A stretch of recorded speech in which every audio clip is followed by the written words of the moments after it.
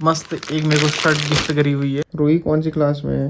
वाले का आनंद लीजिए यार। ये तो बेजुबानी है ना। देखो पत्थरों के मकान बनाया करते थे वो। रात का मतलब मुझे जितना समझ में आता है।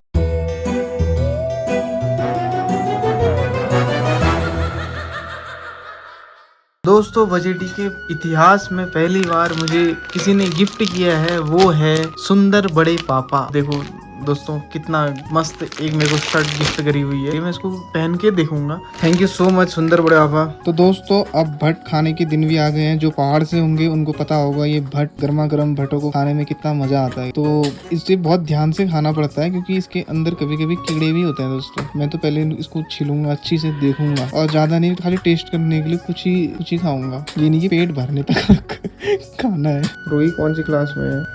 कैसी हो रही भट्टी की सब्जी? एक नंबर।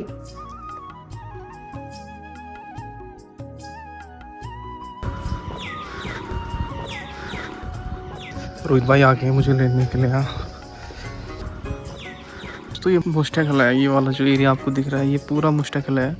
ये हमारा जाता है पांडे गांव को ये रास्ता, और ये सीधे जाता है बजेटी को, और ये वाला जाता है हमारा स्कूल को। और ये हमारा एक छोटा सा गेट खूबसूरत सा घंटी बजा देता है। मुश्तकार आशीर्वाद मिलेगा।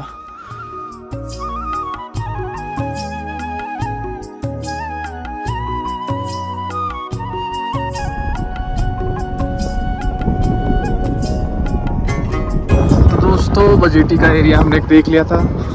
तो अब पौड़ से बड़ौली वाले एरिया को आज हम आपको दिखाएंगे। वाह क्या खूबसूरत गांव दिख रहा है बड़ौली का। तो ये हमारा पौड़ का गांव है और ये उसके जस्ट बगल का गांव ये है बड़ौली। बड़ौली से जो होंगे वो वीडियो देख करके समझ जाएंगे। यहाँ कहीं पे एक यू टर्न भी आता है, ये वाला।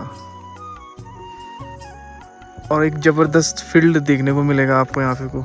वाह बड़ौली और पौड़ का दोनों का ही होगा। यहाँ पे को मैच भी होते होंगे। क्यों वो क्या कब होते हैं, क्या होते हैं?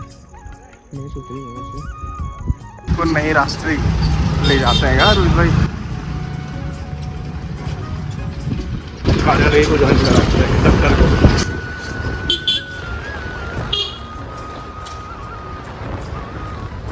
तो हम धोबी घाट पहुंच चुके हैं तिराहे के पास। अभी देख नहीं रहे हैं धोबी घाट। मेहता जी की शॉप के सामने जाम लग गया।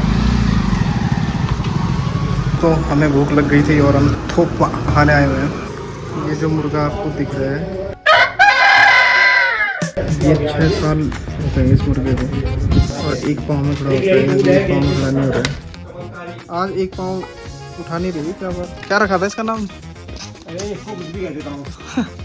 दोस्तों आज लेलू स्पोर्ट्स कॉलेज को दूर से देखने के लिए आया हूँ। ये बड्डा की मार्केट है, ये पिथौरागढ़ की मार्केट नहीं, इसके वो है हमारी पिथौरागढ़ की मार्केट। तो मेरे ख्याल से मेरा घर यहाँ पे बजेटी इस साइड होगा।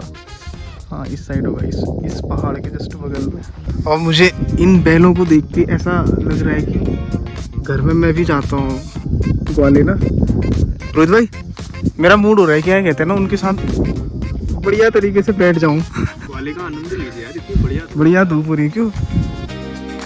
तो दोस्तों कैसा लग रहा है यहाँ के नज़ारे? इस नज़ारे को देखिए।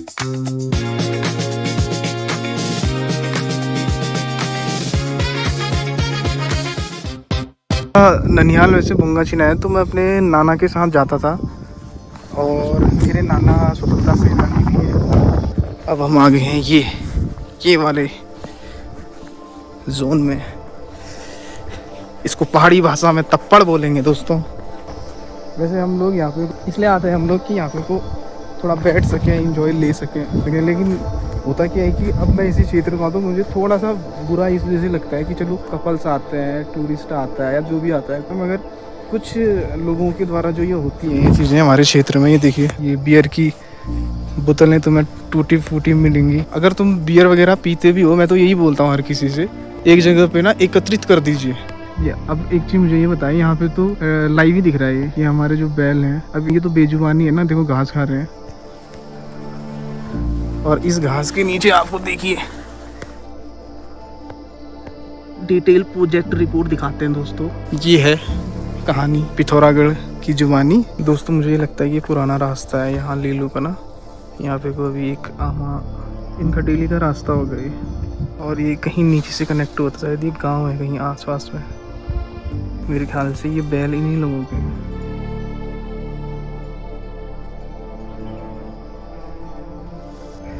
जैसे मैंने अपने नाना जी के बारे में बताया, वैसे हमारे जो दादाजी थे वो अपना शिल्पकारी भी करते थे। पहाड़ों में नाना जी और दादाजी को बुबू ही बोलते हैं दोनों साइड से, तो हम लोग तो बुबू ही बोलते हैं, अभी भी बुबू ही बोलते हैं। तो हमारे कुछ अगल बगल बुबू हैं, हमारे जो रिलेटिव हैं, तो वो लोग बताते थे कि जो पिथौरागढ़ से जितने भी गांव हैं तो वहाँ उन्होंने शिल्पकारी करी हुई है। पत्थरों के मकान बनाया करते थे वो। जब मेरी इंजीनियरिंग कंप्लीट हुई और आर्किटेक्चरल फर्म से कहते हैं जब मैं काम करके आया इधर, तो मैंने कुछ चीज़ें एनालाइज करी यहाँ कहीं पे कि अधिकतर जो गांव रहते हैं उन गाँव में राठें रहती हैं, राठें। क्योंकि मैंने भी अपने गांव के बारे में जानना चाहा, जितना मुझे जानकारी मिली वहाँ से, जो बुबू लोग होते हैं वही बता पाते हैं, बुबू आमा लोग, बाकी तो और कोई बता नहीं पाते हैं। राठ का मतलब मुझे जितना समझ में आता है कि मतलब एक ही राठ मतलब एक ही पेड़ कह सकते हैं उसको, एक ही पेड़ की कई सारी टहनियाँ। आजकल ज़्यादातर मुझे ये देखने को मिलता है कि एक ही राठ में ही लोग बाहर लड़ भी रहे हैं। आजकल बहुत कुछ हो जा रहा है एक ही राठ के अंदर ना।